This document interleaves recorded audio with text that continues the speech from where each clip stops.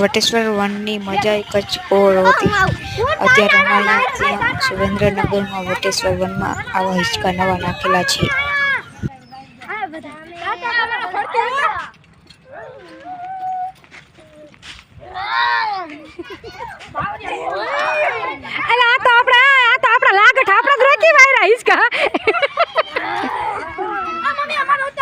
hello friend, आज से बदा हमारा सीढ़ी वाला जोई लो बदा बदा जोई लीजिए बदा इसका रोकी लीधा है हमारा